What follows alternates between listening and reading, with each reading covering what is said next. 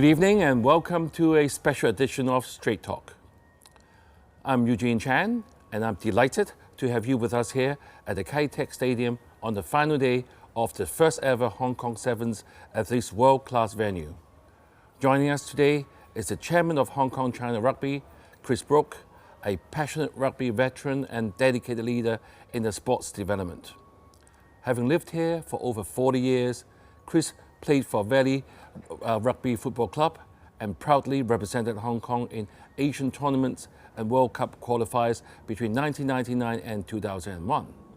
Beyond the pitch, he has played a key role in growing the game, including developing youth rugby programs in Beijing before returning to Hong Kong in 2013. Professionally, Chris is a chartered surveyor with nearly 3 decades of experience advising public and private sector organizations on property development across the Asia-Pacific region. It is a real pleasure to have him with us today. Welcome, Chris. Thank you, Eugene. We're now at this special venue. I'm sure this is one of the first ever program that we have a direct view of the pitch. So how do you find the Rugby Sevens so far? Yeah, so far it's been an excellent weekend. We've obviously, this is the start of day 3. The new stadium is a state-of-the-art, fantastic facility, and we've settled in very well, I think. Very successful day 1 and 2. We've seen very good crowds coming in, a good experience, I think, whether it be the corporate boxes, the South Stand, the hospitality, everyone I think has enjoyed the event so far. The rugby's been great, so I think, settling into our new home well so far. Right, Chris. Last year we celebrated the 30th anniversary, actually at the Hong Kong Stadium with Robert McRobbie, and now we kick off a new era here in the Kai Tak New Stadium. How do you find it? You mentioned that so far it's been great. This is the final day. Any hiccups at all? No, I mean, I think it's always going to be very challenging to, and complicated to move to a new venue from an old venue where you've been hosting the event for a very long time, a couple of decades. So I think really the challenge is more about just moving into a new venue, people getting used to the layout, to the facilities, to the way that the stadium operates. But I think, as we said when we've been doing various media releases, our objective has been to take the best of what we had in Hong Kong Stadium, bring it to Kai Tak and then enhance it. So some of the areas that we've traditionally really focused on, whether it be the South Stand, the mini rugby, the opening ceremony, we've brought that here. And then we've enhanced things through having the fan village and sort of enhanced F&B, some more hospitality. So I think, always as people get used to it, on Friday we had a lot of people sort of trying to find their bearings of the new stadium. Where do I sit? Where's the bars? Where's the restaurants? But I think generally speaking, people have settled in well, and we've been working very closely with Kai Tak Sports Park to make sure that the fan experience is as good as possible. Always going to be some teething issues. We've had some queues at some of the F&B because the demand's been very high, but I think we try to resolve those on a day-by-day basis. Right. Yeah. Chris, I mean, how many teams are competing this year compared to previous year? Can we have more teams in the new stadium? No, we're adopting the similar format, which is the World Rugby 7 Series format. So we have 12 men, 12 women's teams, and then we also have the additional Melrose Claymores tournament, which Hong Kong China plays in. So for we're going to continue to adopt that format, I think.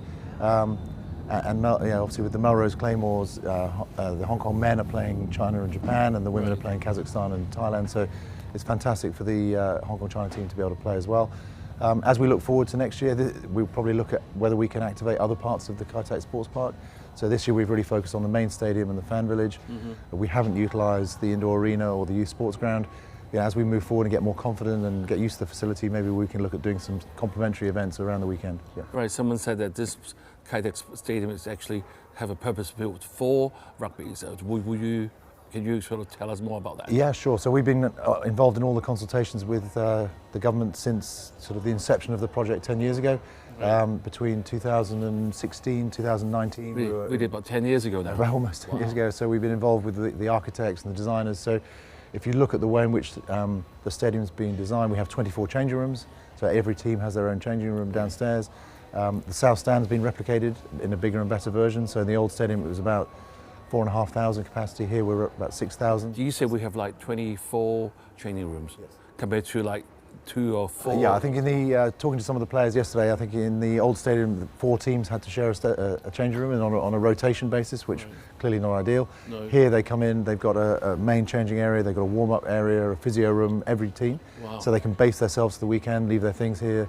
So for the players, it's been a fantastic experience. The pitch is clearly purpose-built for rugby as well, which is very good, and you know, we've obviously been working very closely with Kaitak over the last 6 months to make sure that all that's been executed. Chris, I think another notable feature here is the retractable roof, Absolutely. which we can see is right open right now.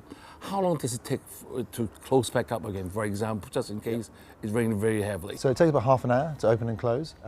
You can't open and close whilst we have spectators in the stadium, so we have to make a decision every day on open or close. Really? So we took the view on Friday that we would close, just to create a bit of a different atmosphere for the fans. Yesterday was open and today's open. I think we feel that for the final day it's good to have open. We've also got some pyrotechnics later on, which means the roof needs to be open. And we have the Cathay fly past at 4 o'clock this afternoon. So we want to make sure that fans are able to enjoy that experience. Right, and I'm sure a lot of people have all talked about the term South Stand, which is right over there. What exactly is it? So South Stand is where a lot of our younger, well, not dedicated rugby fans, not just younger actually, focus on the weekend. So people come, socialise. There's a great atmosphere and vibe in there. A lot of the rugby clubs meet and go as a group. A lot of the younger people in Hong Kong meet for breakfast and then go for the day.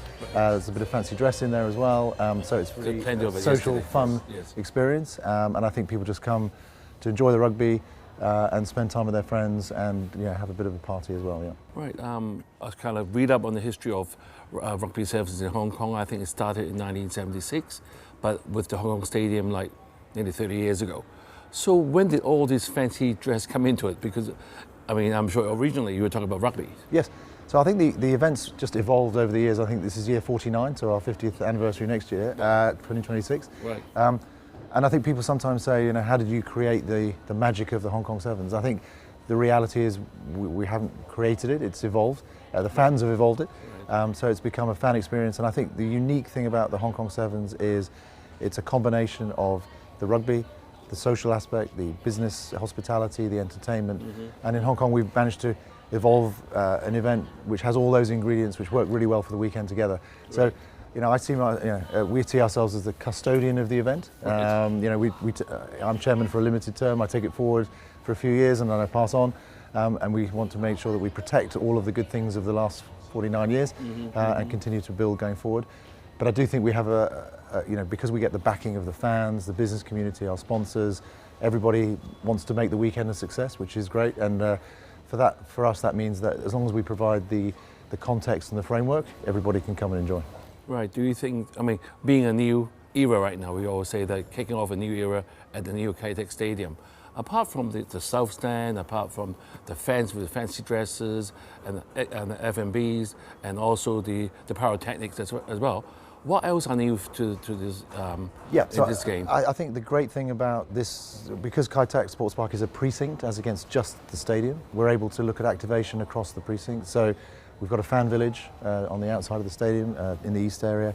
That allows us to have activations with our partners. So the Jockey Club, West Kowloon, Tourism Board have all got activations in the fan village. Cathay HSBC as our sponsors also have that. And we're able to, and Carlsberg and others, so we're able to give the fans a little bit of a different experience. So it's not just the in-stadium, it's also the outside in terms of the fan village. And obviously the technology in the stadium with the screens, the sound system, it allows us to have bigger and better entertainment, laser shows, some of the things that we've had over the last couple of days, which I think overall for us, as I say, takes the best of what we had in Hong Kong Stadium and adds the enhancement here. Yeah. Someone said there's an 18-meter wide range for the entertainment. I think they're referring to that area there, isn't it? Yeah, so we've got a couple of features. We've got the terrace above the South Stand where we've got the stage. We've got the Champions Bar, which is the sports bar over in the East Stand. And so yeah, just a few additional features, a lot more hospitality options in lounges and suites as well. So I think for the fans, it just gives a broader range of experience and just gives them options over the weekend. Right, one of the reasons that people like about the old Hong Kong Stadium was because of its location. It's right in Causeway Bay and people can just go to Lan Kwai Fong afterwards. Now being over in West Kowloon, with the Kai Tak area, How do you find this with the fans? Will they try to look for sort of a nice area around the area, or they would move back to Kowloon, Hong Kong side? So I think what we're trying to do is because it's the first time here and we don't know how fans are going to want to behave, we've tried to give optionality. So the fan village is open till 10:30 at night, so people can stay here if they wish to for a while after the tournament. We've got the shuttle buses and MTR obviously back to Tsim Sha Tsui Central, Causeway Bay. So, and then we've got people who are distributing in the local area. Some going to the airside near Kai Tak or into Kowloon City or Matawai. So, I think again we'll do some analysis after the weekend just to see what the patterns were. But I think we've seen a good number of people, a couple of thousand, staying here in the fan village, and then others. Shuttle buses have been very popular back to Tsim Sha Tsui Central and Causeway Bay, and then the MTR has been very smooth. So, I think location-wise, access-wise, actually it's as convenient, if not more convenient, than Causeway Bay. Right, Chris, let's take a short break now. But viewers, stay with us. We will be right back. Welcome back. We have been talking with Chris, talking about the background of the Rugby Sevens at the new Kai Tak Stadium. So, Chris, you have explained to the viewers that everything has been going quite well so far.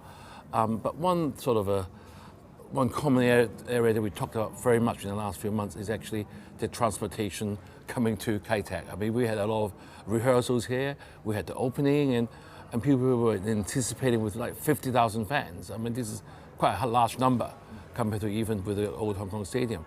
Have you encountered anything sort of ad hoc coming up, or so far it has been pretty good? I think transportation's been relatively smooth. I think we've encouraged most people to use the MTR, which has been very efficient, and MTR have been very helpful in terms of increasing the frequency of trains to both coming into the stadium and going out. I think on the first day we encountered a couple of issues with taxi locations and car drop-offs and things. Again, mainly because the venue's new and some of the drivers not quite sure around the road system. But I think over the last, certainly on yesterday compared to Friday, was much better. And I think now that people are getting familiar with the location, we've been working with the government, with the transport department, to help the taxi drivers and other drivers know where to drop off and where to pick up. That's definitely improved. So yes, a couple of teething issues as you'd expect in a new venue, but generally I think it's worked pretty well. Yeah. Right, so you encourage more people to come? Yes, definitely, absolutely. I think it's very efficient, and all the feedback I've had from people is it's been very smooth, the journey here. It's quicker than people expected, it's more convenient. As I say, a couple of issues with taxi pickup on Friday night, which I think was publicised, but I think we addressed that yesterday, and as far as I'm aware, it was very smooth yesterday in terms of pickups. Yeah. Right, as I mentioned earlier, the Hong Kong Stadium had a capacity of like 40,000 people, and now this place is like 50,000 people. Do you have any concern when you go with your ticket sales in the planning stage? No, I think we were always, it's always a bit daunting to take on a new venue and a bigger venue. I think, our expectations were to sell probably 42, 43,000. We knew we probably wouldn't in year one get to the 50,000. And in fact, the way we build out the stadium, our real capacity is only probably 47,500 anyway, because we have corporate boxes, we block some areas off of the south stand. So I think, today I think the final number, although we're currently still selling tickets for today, so I think we'll be at 44, 45,000, which for us is a fantastic number. We're very pleased with that. It gives us a great foundation for next year to get to the full house. And it's well within our expectations, and I think what's very, very pleasing is we've taken the Hong Kong Stadium number and we've increased it, and this year we've also got more international visitors as well, which is very pleasing as well. Right, I had the privilege to be here yesterday, and I saw that there are plenty of Western-speaking people, and do we actually feel more overseas visitors, or they live in Hong Kong? I think a bit of both. I mean, obviously the Hong Kong resident expat community obviously comes out in force for this weekend, but I think we have a ticketing app where we distribute our tickets through mobile phone numbers, and we use that for the analytics. This year I think last year we were about 30% overseas. I think this year we're expecting to be probably more like 40%. Wow. Partly because there's some flight routes that have been opened up since last year, like South Africa, where there were no direct flights last year, and now we've got them. So we've seen a lot more demand from South Africa, Australia, New Zealand, and from Europe as well. So I think we won't have the final numbers for a couple of weeks after we've done the analysis, but I'm guessing it's going to be more like 60-40 in terms of local overseas, which is getting very close to the pre-COVID, which was more like 50-50. So we're getting closer. I mean, we have always talked about the GBA, the Greater Bay Area. Do you anticipate, or actually you felt that there's a strong sort of a travel from the GBA for... Yeah, we've been very focused on marketing the event in the GBA. Last year we had a couple of thousand mainland Chinese ticket buyers. This year I think we'll end up with maybe 4,000 to 5,000. We've had KOLs and influencers on Xiaohongshu and other things, promoting the event in the GBA, and I think we've seen quite a lot of interest in people coming down, maybe not for the full 3 days, but for a day trip, and then experiencing the new stadium. And as we look forward to next year, again, we'll be very focused on having a bigger component of mainland visitors as well. Yeah. I mean, you just mentioned that I think the fans here I think they're very happy, the vibe was fantastic, and I'm sure you can attract more for Hong Kong in terms of international event. This is what we call Super March Month we have in Hong Kong at the moment. So would you anticipate you'll be doing actually more focused marketing for the next year, maybe even start earlier?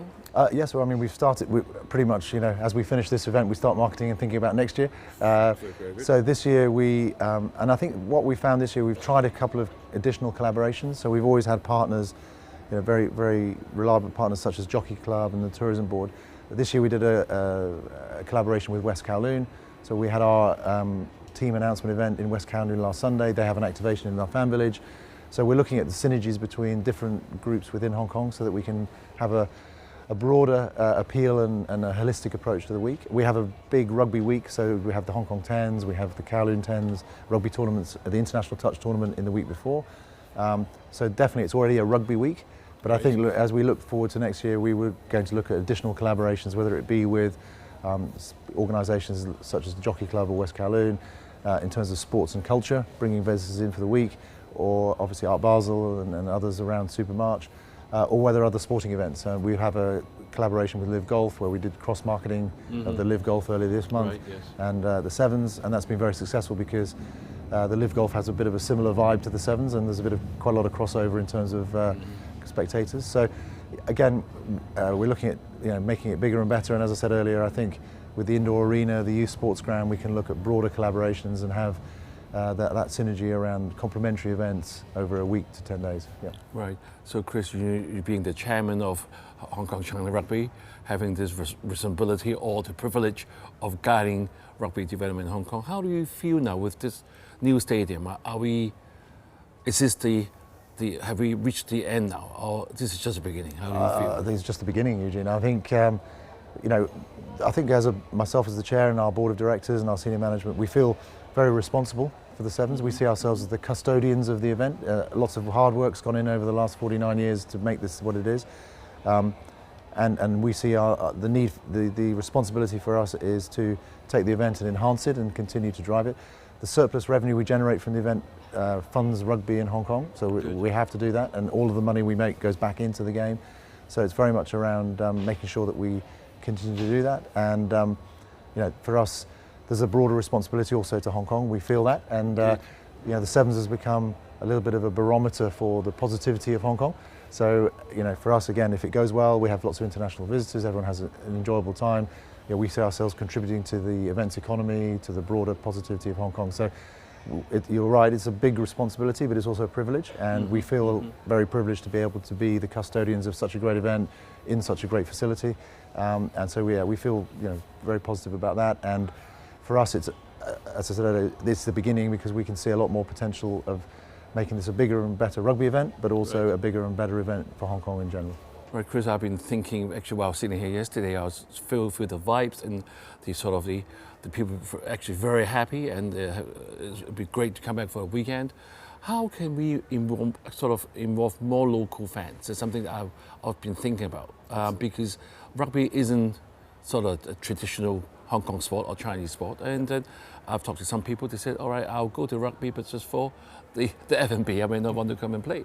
How are you going to promote this game further, especially to the grassroots level, because it doesn't cost that much to play anyway, because it's just having a rugby? Absolutely. So the Hong Kong China Rugby, we issued our latest 10-year strategy last year, and we have 3 key pillars. One is the representative program of Hong Kong China players representing Hong Kong, men and women, 15 sevens. The second is community and participation, and that's a key focus for us. We want to grow the local game, and actually we're seeing the adoption of the game in the local community increasing, particularly at the mini level, the youth level, and then coming into the senior game.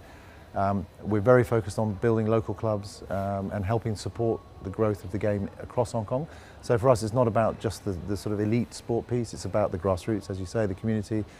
We have our Rugby for Good, our charitable trust, which does a lot of programs with the Jockey Club and other funders, Kaduri Foundation and others, HSBC, helping with programs such as ADHD rugby, deaf rugby, domestic helpers rugby. So all of that is an objective to broaden the grassroots. And we've just relaunched what we call the Dragons program, which is a Hong Kong Chinese representative team, which will go on tour to places like the Philippines, Thailand, Malaysia, Singapore, and represent Hong Kong. So again, very focused on broadening the grassroots game and extending the game into the local community. And we'd love rugby to be the team sport of Hong Kong. So that's our objective. I think there's one question I think you can address to the viewers, because most people, it is a fairly contact sport, isn't it? Yes.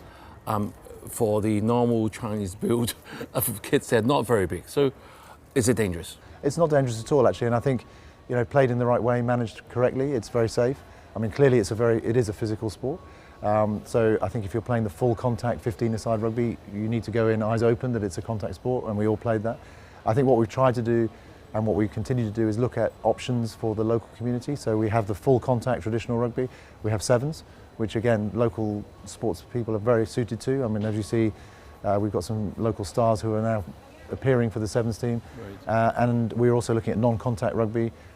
Touch. We have an international touch tournament this week, and I think actually I see tremendous potential on the non-contact touch, and I think we're sending teams to the Touch World Championships. And Ricky Chuk, one of our board members who used to play sevens for Hong Kong, took a delegation to there and plays in the touch. I think Salom Yu will play touch a little bit now going forward as well. So some of our stars are looking at that non-contact piece, and I think that's a tremendous area of growth for us going forward. Right, Chris, one more question before we have to leave, is how well are the Hong Kong team doing this time? Yeah, Hong Kong China team doing very well. As I said earlier, we've got the Melrose Claymores tournament. So both teams won both of their games so far, in this tournament particularly. So the sevens team's doing extremely well, and hopefully we'll see what happens later today, but maybe we have a couple of champions. We'll see. They've got to go through the finals today. And then we're still also doing well on the 15-a-side, outside the sevens. Our men have an opportunity to potentially go to the World Cup if they win the Asia Rugby Championships this year, and the women are doing very well as well. So, we're highly ranked worldwide in terms. I think our men are now 22 in the world. The girls are top 20, and we're both in the top 20 for sevens, roughly around 15 to 18. So yes, I think in terms of the quality of our players, the performance going well, and we want to continue to build on that. Yeah. Right, Chris, thank you very much for sharing the insights for us, and especially being able to bring the stadium for the viewers at home. And the move to Kai Tak has definitely kicked off a new era for rugby sevens, reinforcing Hong Kong's status as a global rugby hub. Meanwhile, preserving the electrifying spirit that makes this event so special. Until next week, I'm Eugene Chan, and thank you.